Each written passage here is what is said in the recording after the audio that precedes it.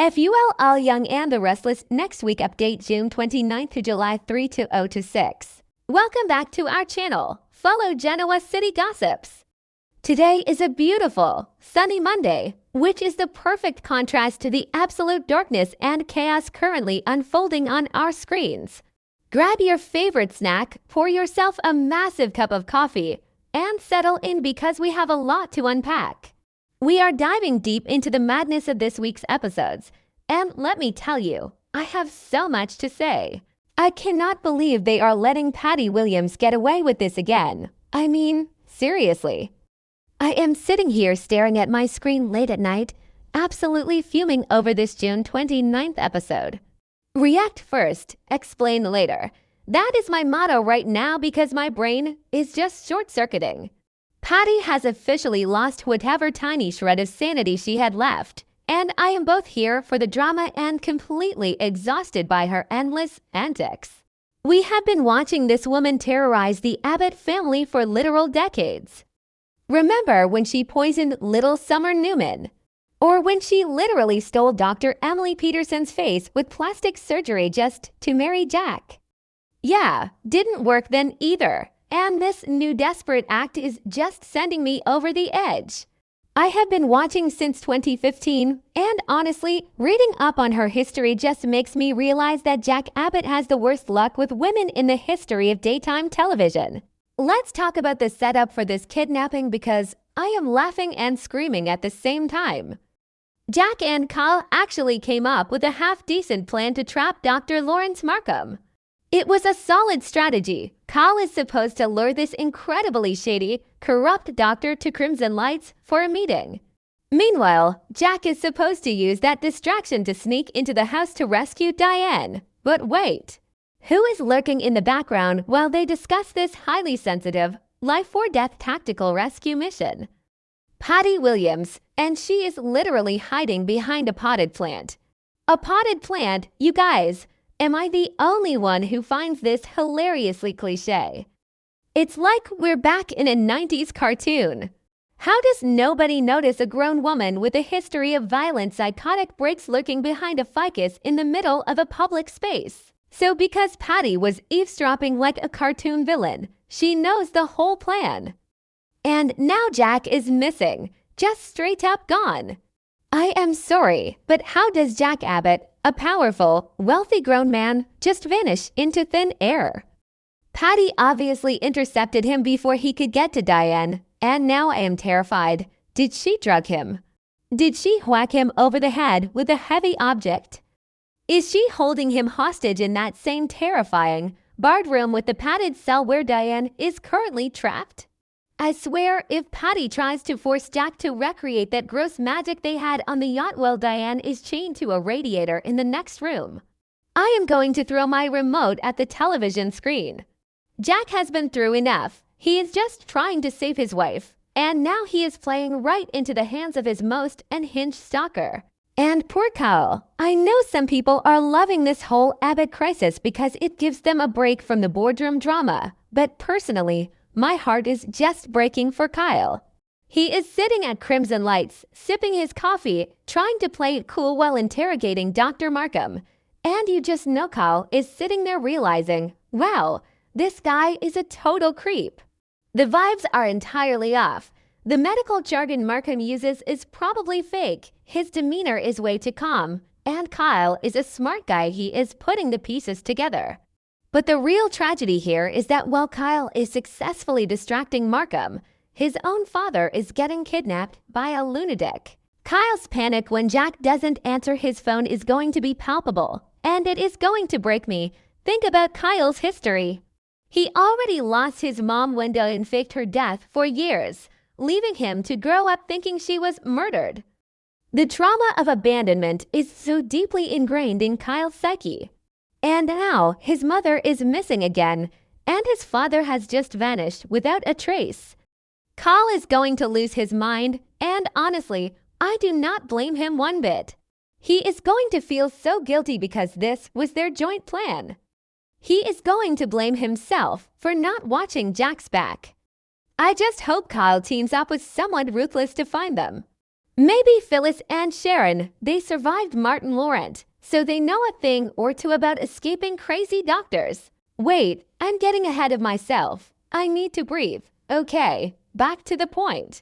Let's pivot away from the Abbott family disaster and head over to the Newman Ranch. Because if you thought the Abbotts were a mess, the Newmans are currently starring in a literal psychological horror movie. Nikki went blind, completely, totally, terrifyingly blind. I am still shaking from that Friday cliffhanger, and this Monday episode just amplifies the horror. Nikki's sheer panic, the absolute terror in her voice when the world went dark around her, Melody Thomas Scott is acting her heart out, and I'm eating up every single second of her performance. It is so visceral. You can feel her helplessness. Nikki has always been this pillar of strength, this glamorous matriarch who controls every room she walks into, and now she is stumbling in the dark, entirely dependent on the people around her. But here is what really makes my blood boil. And I mean, I am fuming. Victor Newman is playing the doting, frantic, heroic husband rushing his wife to the hospital for emergency surgery. Oh, please. Give me a massive break. Am I supposed to just forget what this man has been doing in the shadows for the past 2 weeks? Because I haven't.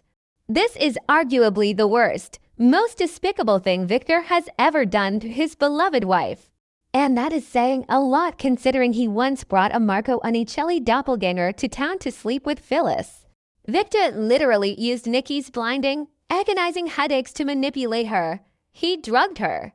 He made her think she was dying so she would sign a fake medical power of attorney, which was actually a complex trust document giving him total unchecked control of her personal Newman Enterprises shares. And while Nikki is lying in a hospital bed, terrified that she will never see her children's faces again, Victor has been secretly liquidating her assets. He is literally looting her estate while she is still breathing. So watching him shout at doctors, demanding emergency surgery to save his wife's sight, is making me physically ill. He doesn't care about her health. He cares about his control.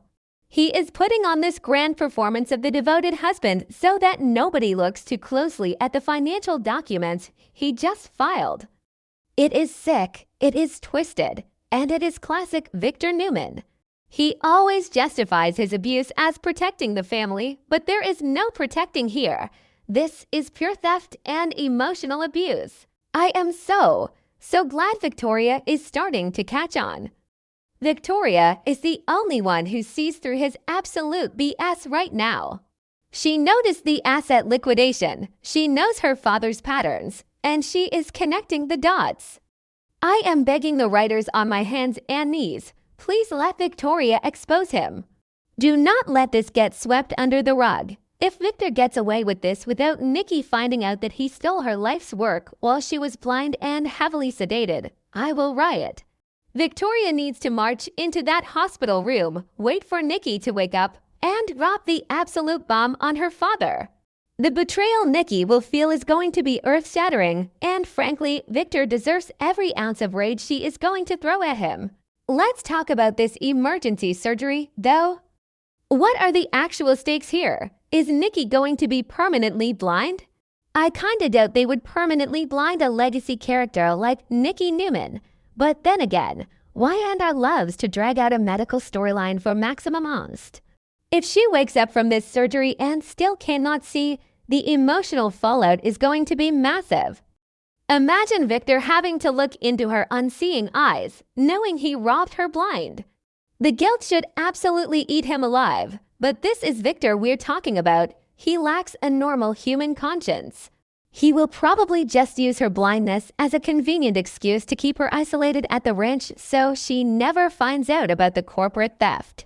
He will tell everyone, my wife is too fragile for visitors, while he finished stealing her legacy. It is so dark. It is actually wild how both of our major Genoa City matriarchs Diane and Nikki are currently trapped in completely different but equally terrifying nightmares. Diane is locked in a padded room by a fake doctor hired by her husband's crazy ex-lover, and Nikki is trapped in her own failing body, being financially and emotionally abused by her own husband. The parallels are actually kind of brilliant if you sit back and think about it. Both women are stripped of their agency. Both are at the mercy of manipulative, dangerous people. But it's also so heavy. I need someone to win here. I need Jack to snap out of whatever trap Patty set, break down that door, and rescue Diane. And I need Nikki to wake up from surgery, get her vision back, realize what Victor did, and immediately file for divorce and sue him for every single penny he has to his name. So what's gonna happen next? I have a few predictions, and I need to know if you guys agree with me. I predict Patty is going to drag Jack to some secondary location. She's too obsessed with him to just hurt him quickly. She wants to possess him. She probably has a whole creepy romantic dinner set up in a basement somewhere. Carl is going to have to team up with Detective Burrow, or maybe even go rogue to track them down before Patty does something irreversible. As for Nikki, I think she will survive this surgery, but I bet her vision will be blurry or temporarily compromised for a few weeks, giving Victor just enough time to cover his tracks before she fully recovers. I am dreading the moment she finally reads those trust documents, but I am also so incredibly here for the explosion it's going to cause. What do you guys think? Am I totally off base? Or are we about to witness the biggest Newman and Abbott blow-ups of the entire decade? Let me know in the comments, because I definitely need to share this with people who get it.